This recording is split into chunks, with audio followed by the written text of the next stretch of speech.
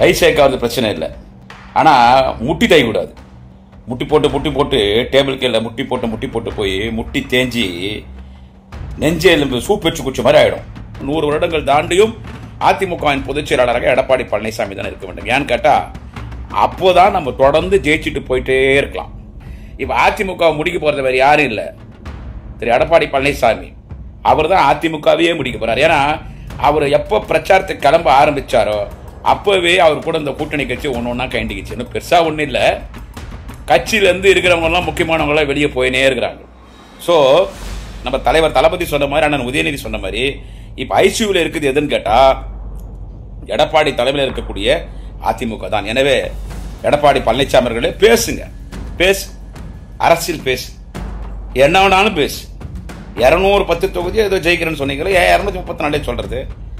Mister Edappadi, நீங்களே எடப்பாடியில ஜெயிக்க மாட்டீங்க, எழுதி வச்சுக்கீங்க. உங்க சோழியை முடிக்க போறது வேற யாரும் இல்லை, எங்கள் நாளைய தமிழகம் துணை முதலமைச்சர், நாளைய முதல்வர் மாண்புமிகு அண்ணன் உதயநிதி ஸ்டாலின் அவர்கள். எனவே எடப்பாடி அவர்களே கை சேர்க்காவலையா? கை சேர்க்காவல. இன்னும் கொஞ்ச நாள்ல எடப்பாடியாரே உங்க பாடியே சேர்க்கா போகுது.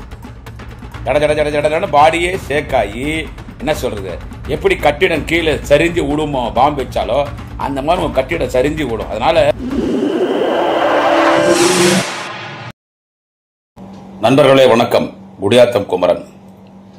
நமது எதிர்க்கட்சி தலைவர் அதிமுகவின் பொதுச் செயலாளர் திரு எடப்பாடி பழனிசாமி அவர்கள் strong man, Shaktimaan, He-Man, Spiderman. ஏன்னா அவருக்கு கை இப்படி நீட்டினா ஷேக் ஆகுறது இல்லை. நீட்டி காட்டார், பார்த்தீங்களா என் கை ஷேக் ஆகுதா, என் கை ஷேக் ஆகுதா. நான் சொல்ல, எடப்பாடி சொல்றாரு. ஆனால் ஒரு சிலருக்கு கை ஷேக் ஆகுதுன்னு சிரிக்கிறார், 32 பல்லு தெரியுற மாதிரி. இப்படி கை ஆட்டாட்டி பேசுறாருல அவருக்கு கை ஷேக் ஆகலையா சொல்றாரு. பார்த்தீங்களா கை ஷேக் ஆகுதா. ஆனால் ஒரு சிலருக்கு கை ஷேக் ஆகுது, அப்படியே சிரிக்கிறாரு. கை ஷேக் ஆகுறது பிரச்சனை இல்லை, ஆனால் முட்டி தைக்கூடாது.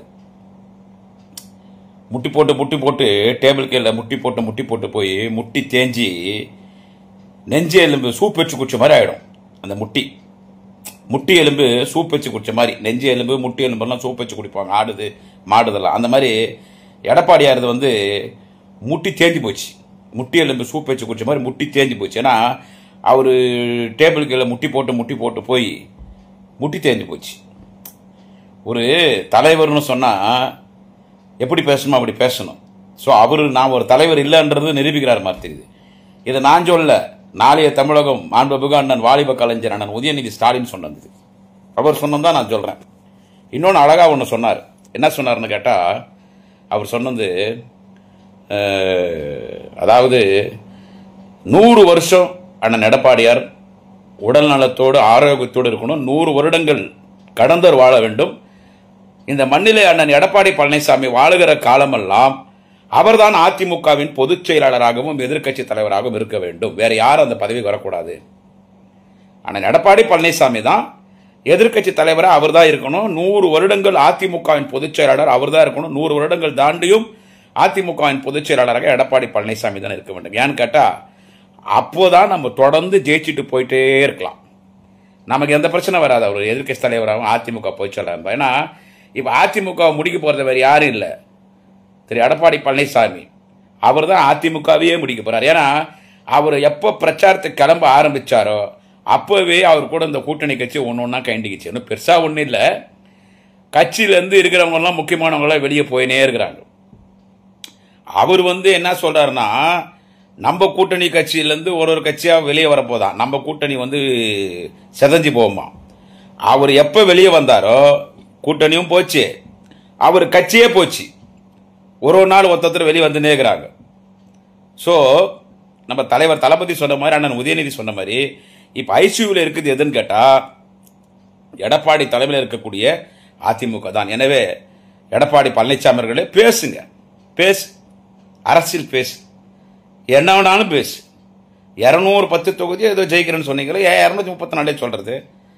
மிஸ்டர் எடப்பாடி, நீங்களே எடப்பாடியில ஜெயிக்க மாட்டீங்க, எழுதி வச்சுக்கீங்க.